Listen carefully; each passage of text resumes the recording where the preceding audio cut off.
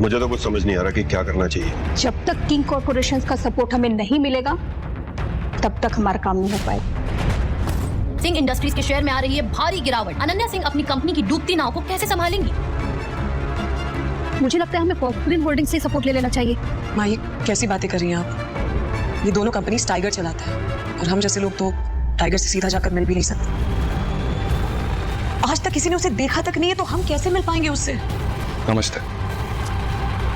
कौन हो तुम अभिनव? क्या छुपा रहे हो तुम मुझसे? क्या तुम ही हो टाइगर? ज्यादा दूर भागे नहीं होंगे, उस तरफ देखो तुम लोग। संजय के हाथ में गोली लगी थी। वो और अभिनव रात के अंधेरे में एक पतली सी गली में छुपे हुए थे। बेटा जल्दी बाहर आ जाओ। मेरी बात सुन बेटा, यहाँ से भाग जाओ वरना ये लोग तुझे भी मार डालेंगे। बाहर सड़क पर उनकी गाड़ी खड़ी थी और उसी गाड़ी के पास खड़ा था राणा, अभिनव बाहर आओ बेटा, समझ गए? जिसने संजय को गोली मारी थी। नहीं पापा, मैं आपको छोड़ के नहीं जाऊंगा। जिद मत कर अभिनव।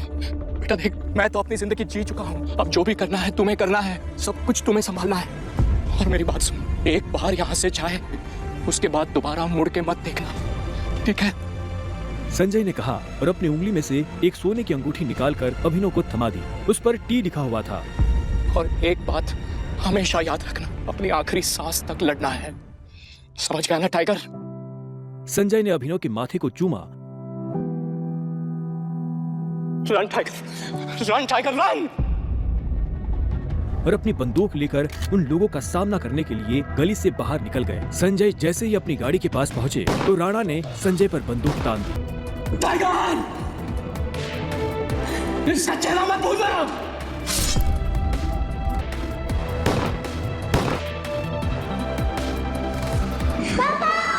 अभिनव चिल्लाया और अचानक से उसकी नींद खुल गई। पसीने में तरबतर अभिनव अपने बिस्तर पर उठकर बैठ गया और गहरी सांसें लेने लगा। 18 साल, पिछले 18 सालों से ये सपना इसी तरह से अभिनव को परेशान कर रहा था। अभिनव ने पहले अपनी उंगली में पहनी उस अंगूठी को देखा और फिर बाथरूम की तरफ बढ़ने लगा। अभिनव गुड़गांव में रहता था और डिलीवरी बॉय का काम करता था। हालांकि इस काम में उसका मन नहीं लगता था, लेकिन अनाथ आश्रम से निकलने के बाद उसके पास ये करने के अलावा और कोई चारा नहीं था। 18 साल की उम्र में उसने अपना खर्च खुद उठाना शुरू कर दिया था। उसकी जिंदगी में बस एक ही खुशी थी, उसकी गर्लफ्रेंड वैभवी। जब भी वो वैभवी को देखता तो अपने सारे दुख भूल जाता था और आज तो वैभवी का जन्मदिन था, इसलिए अभिनव जल्द से जल्द उससे मिलना चाहता था। अंकल ये केक कितने का है? 600 का है। और ये पेस्ट्री? वो 60 का है। एक दे दीजिए। असल में अभिनव और वैभवी ने ये तय किया था कि वो पैसे जोड़कर अपने लिए किराए का एक बड़ा घर लेंगे, इसलिए वो पैसे वेस्ट नहीं करना चाहते थे। Thank you. Thank you.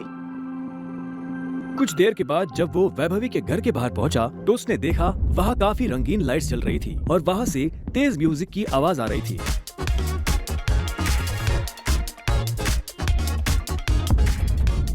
Vaibhavi, ये सब क्या है? खाते टाइम भी फोन देख रहे हो? ऐसा क्या मिलता है इसमें? पैसे मिलते हैं। क्या बोल रहे हो? इस ऐप को यूज करोगे तो। ये कौन है वैभवी? देख नहीं रही है, डिलीवरी बॉय है। पर हम तो केक मंगवा चुके थे ना, फिर तूने ये पेस्ट्री क्यों मंगवाई? ओह याद आया, ये तो वही डिलीवरी बॉय है ना जिसको तू डेट कर रही थी। ओह कम ऑन यार वैभवी, तेरा स्टैंडर्ड इतना गिर जाएगा मुझे नहीं पता था। Babe, happy birthday babe. Abhinav Deven को अच्छी तरह से जानता था। वो एक बड़े बाप का लड़का था और हर वक्त वैभवी के आसपास मंडराता रहता था। देवेन को यहाँ देखते ही अभिनव का दिमाग खराब हो गया। उसके हाथ में एक बड़ा सा गिफ्ट था। उसके आगे अभिनव के हाथ में लटकी पेस्ट्री की थैली कुछ भी नहीं लग रही थी। Thank you. मेरी वैभवी को छूने की तेरी हिम्मत कैसे? दोस्तों, तुम लोगों को मेरे ऊपर डाउट था ना, मेरे स्टैंडर्ड्स पर डाउट। तब तक तुझे तुमने ठीक नहीं किया वैभवी। और अभिनव वहाँ से निकल गया। वो उन बुरी तरह टूट चुका था। हर घूंट के साथ उसकी आंखों के सामने वो दृश्य आ रहा था जिसमें देवेन वैभवी के गालों को चूम रहा था। ये तुमने अच्छा नहीं किया वैभवी, तुमने बिल्कुल अच्छा नहीं किया। बहुत गलत किया तुमने मेरे साथ, बहुत गलत किया। अभिनव धोखे के नशे में डूबकर बेहोश हो चुका था, लेकिन उसके लिए ये चैन हो रहा था। सनी सिंह की बहन अनन्या उसके गले का कांटा बन गई थी।